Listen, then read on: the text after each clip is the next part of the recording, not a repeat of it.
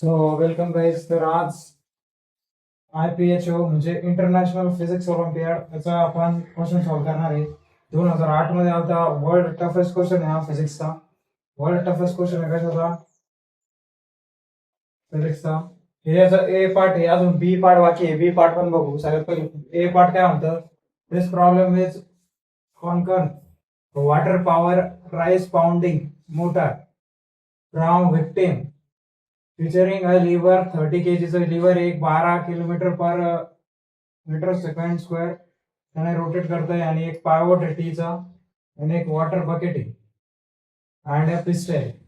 The bucket attached to a lever has dimensions.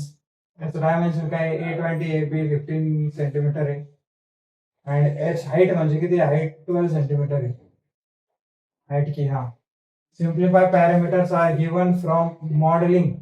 The center of the mass G is at a distance of xg from pivot P and the bucket bottom sits 8 centimeter below. काय झालं ते bucket बॉटमचं ते काय झालं खाली झालं म्हणजे खाली सीट झालं ते 8 सेंटीमीटर ना below and T horizontal A is equal to 0.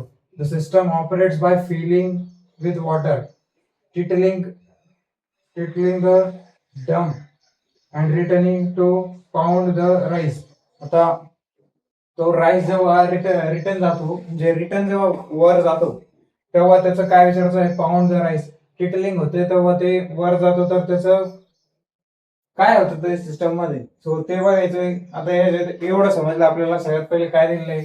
Parameters दिलेलं आहे आणि आपल्याला काय सांगितलेलं आहे की फीचरिंग दिलेलं आहे, बकेट दिलेलं आहे ज्याचं 5 आहे आणि ज्याच्यात काय एच हाईट आहे, त्याची हाईट दिलेली आहे, सगळं दिलेलं आहे. आणि काय ते फक्त the system operate by filling water. तर त्याच्यात आपण पूर्ण वॉटर भरलं. त्याच्यानंतर tilting tumbling and returning the pound the rice. Rice जेव्हा पाणी भरल्यानंतर जेव्हा राईस ते त्याच्यात टाकलं जातं तेव्हा ते रिटर्न वर येण्यासाठी काय लागतं? आता हे क्वेश्चन खूप कॉम्प्लिकेटेड आहे. या क्वेश्चनचा बी पार्ट बघू आपण आता. सो ए पार्ट आहे हा. बी पार्ट म्हणजे डिटरमाइन दिलेले एक्स आपण एक्स बघितलं पहिल्या ह्याच्यात. X gives that minimum water mass काय 1 kg आहे आणि स्टेट द टिटलिंग बघायचं आपलं. टिटलिंग बघायचं. त्याच्यानंतर find the angle alpha where water brings spill म्हणजे काय स्पाईल झालं ते. त्याच्यानंतर and alpha two where water is empty. जेव्हा ते काढतात आणि जेव्हा ते पाणी काढलं जातं तेव्हा त्याचा अल्फा काय आणि जेव्हा टाकलं जातं तेव्हा अल्फा काय. Determine the final equilibrium angle beta and water mass Wien the total torque is 0. जेव्हा टॉर्क 0 राहील त्याचा तेव्हा काय राहील. आणि ग्राफ आपल्याला मोड दिलेला आहे. कोणत्या मोड मध्ये आपण सॉल्व्ह करू शकतो? ग्राफ इंटू अँगल ज्याचे अल्फा 0 दिलेला आहे, अल्फा 1 आणि alpha 2. Intermediate the total energy pounding water to rise. Pounding water to rise दिलेलं आहे. अल्फा 1 आणि पाउंडिंग वॉटर्स हे 3 दिलेले. अजून बी पॉईंट झाला. आता बी मारला. हा फर्स्ट पॉईंट होता. आता बी मारला आपण सेकंड पॉईंट बघू. अजून क्वेश्चन बाकी आहे अजून. तो सेकंड पॉईंट बघू. फर्स्ट गिव्हन मध्ये काय दिलेलं होतं? सगळ्यात पहिले तर मास दिलेला होता. मास 30 kg मास दिलेला होता. तर तो मास कशाचा होता? एमटीचा होता.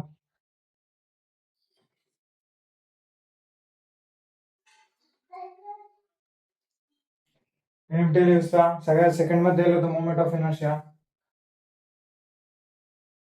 किती होतं. त्याच्यानंतर दिलं होतं मास दिलं होतं कशाचा. आता अजून एक मास दिलेला होता. तो मास दिलेला होता critical mass of water to deep.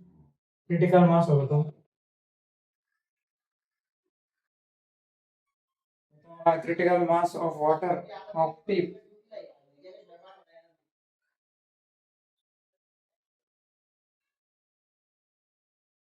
डीपचा होता तो. त्याच्यानंतर लेंथ दिलेली होती 74 सेंटीमीटर. त्याला कन्वर्ट केला आपण 0.74 मीटर. डिस्टन्स ऑफ ए कशाचा होतो? पायवॉट. डिस्टन्स होतो तो पायवॉटचा. distance from center of mass 5 watt. Okay, so आता इट लोक बनलं 5 watt. हा बकेटचा सेंटर पासून होता तो डिस्टन्स ऑफ 5 wattचा बकेट सेंटर. ओके, बकेटचा सेंटरचा पुढे बघू काय काय करायचं. हे तर गिवनच होतं फक्त बस.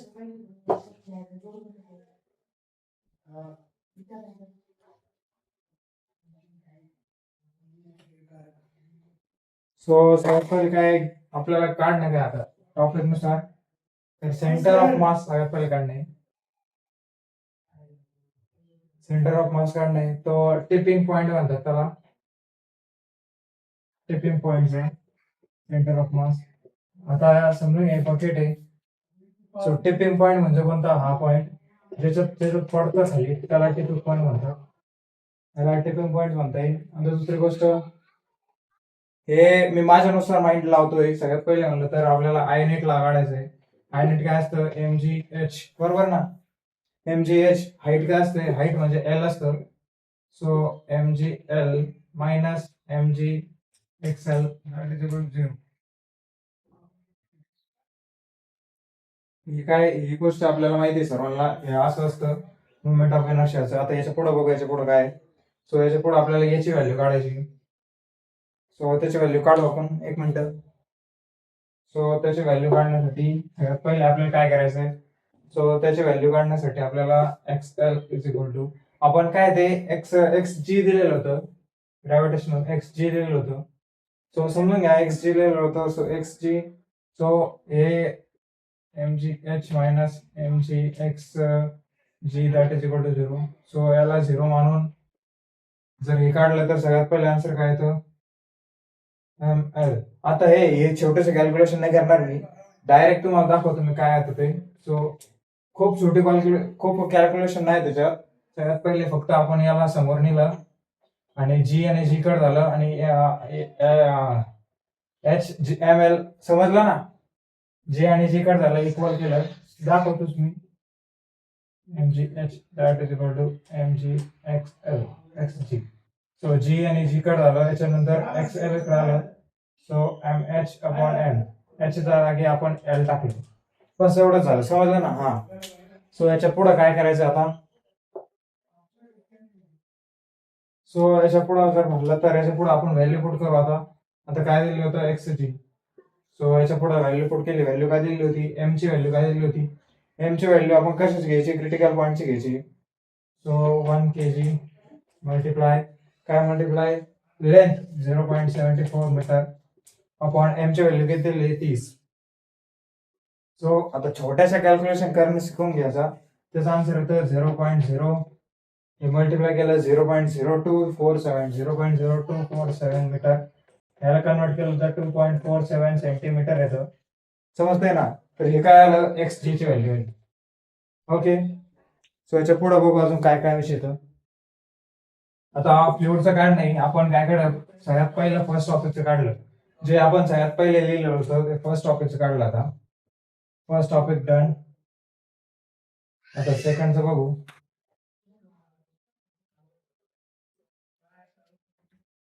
सो सेकंडचं जर बघितलं तर सेकंडचं काय येतं find flow and geometrical spill angle. आता अँगल काढायचं आपल्याला स्पिल अँगल.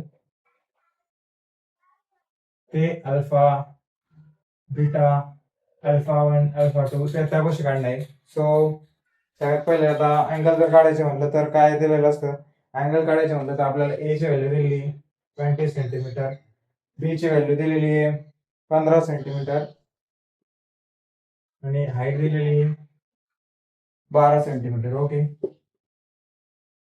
तर याच्या पुढे बघू. आता याचे काय टॅनची व्हॅल्यू आपल्याला माहिती आहे. Tan alpha is equal to H is equal to H upon L plus A. टॅनचा फॉर्म्युला आहे. फॉर्म्युला बेस पूर्ण काढतोय. सो हाईट काय दिलेली 12 आपण and so on 12/74 plus L ची व्हॅल्यू होती 74 ध्यानात ठेवा 74 मीटर. हे 20 74 L ची व्हॅल्यू आहे. ते आता माग बघून घ्या ते काय कशाची व्हॅल्यू ते 0.1 येते आन्सर. समजलं ना. आता पुढे एक आहे, आपण काय करू, आता अल्फाची व्हॅल्यू आली त्याच्यानंतर दुसरी काढू. सो सेकंड व्हॅल्यू म्हणलं तर angle where bucket is to empty. जेव्हा एमटी असेल, आता थर्ड पॉईंट आला, जेव्हा बकेट एमटी असेल तेव्हाच काढायचंय. सो बकेट एमटी असल्यावर काय रे, tan alpha is equal to b by, so b by ची व्हॅल्यू काय 15/20, 15/20. So that is equal to 0.05. I hope so 0.05 नाही, 0.75 बघा. छोट्याशा कॅल्क्युलेशन करत जा, सवय लागेल. त्याच्यानंतर जर अँगल काढायचा असला आपल्याला, टॅनला तिकडे नेलं तर अँगल येते अप्रॉक्सिमेटली 36 का, 36.9, अप्रॉक्स 37 येतं, अप्रॉक्स 37 येतं. त्याच्यानंतर आपल्याला काढायचं आहे अल्फा 2. आपण अल्फा 1 काढला तर अल्फा 2 काढू. सो अल्फा 2 म्हणलं तर अल्फा 2 काढायचं म्हणलं तर सगळ्यात पहिले काय करायला, आपल्याला रेस्ट मध्ये काढावं लागेल. सगळं रेस्ट मोड मध्ये न्यावं लागेल, रेस्ट मोड मध्ये न्यावं लागेल. सो रेस्ट मोड मध्ये नेल्यानंतर सगळ्यात पहिले काय, टॉर्कचे प्रोफाईल आपल्याला, आपण सगळ्यात पहिले बघितलं की टॉर्क विषय काढला होता आपण रेस्ट लास्ट मध्ये. लास्ट थर्ड क्वेश्चन, थर्ड हा सी असं काहीतरी होतं, त्याच्यामध्ये टॉर्क काढणार आपल्याला. सो टॉर्क विषय काय, आता टॉर्क प्रोफाईल म्हणलं तर आपल्याला काय दिलेलं आहे, 70 सेंटीमीटर नॉन लिनियर जे टॉर्क असतं ते नॉन लिनियर असतं, नॉन लिनियर असतं. आणि त्याचं काय, नॉन लिनियर कशामध्ये, मोशन मध्ये, non linear of the motion, motion असं असतं सगळ्यात पहिले. मग आता याच्या पुढे बघू, याच्या पुढे काय दिलेलं आहे की बी क्रिएट्स अ रोटेटिंग टॉर्क. आता एक बी काय करतं, एक रोटेटिंग टॉर्क म्हणजे काय, एक रोटेटिंग टॉर्क काय करतं, क्रिएट करतं. क्वेश्चन बघून घ्या, क्वेश्चन मध्ये सर्व लिहिलेलं मी क्वेश्चन बघतोय, समजतंय ना, क्वेश्चन बघितले, क्वेश्चन बघतोय.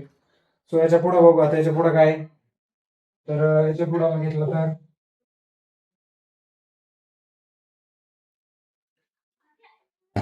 याच्या पुढे बघितलं तर काय येतं, त्याच्यानंतर जेव्हा आपण याची व्हॅल्यू काढली, आता व्हॅल्यू काढली आपण काय, सो इक्विलिब्रियम ची अँगल काय असतं, इक्विलिब्रियमचे अँगल, इक्विलिब्रियमचे अँगल आता काय झालंय 20 डिग्री.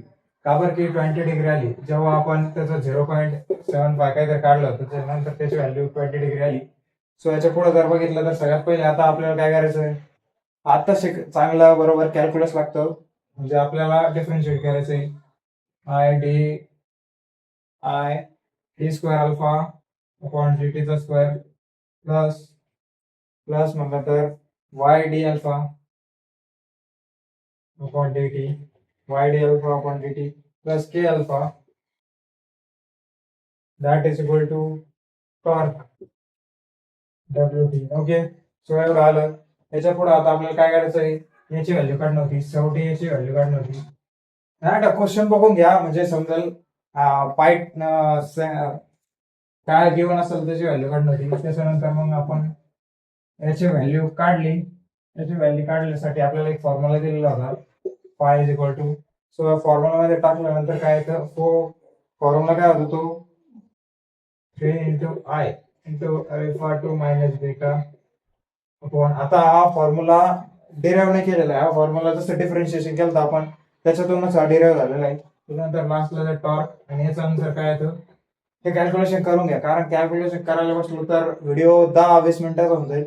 त्याचा आन्सर येतो 0.237 kg मीटर, केजी हा KG, KG second, KG second येतो.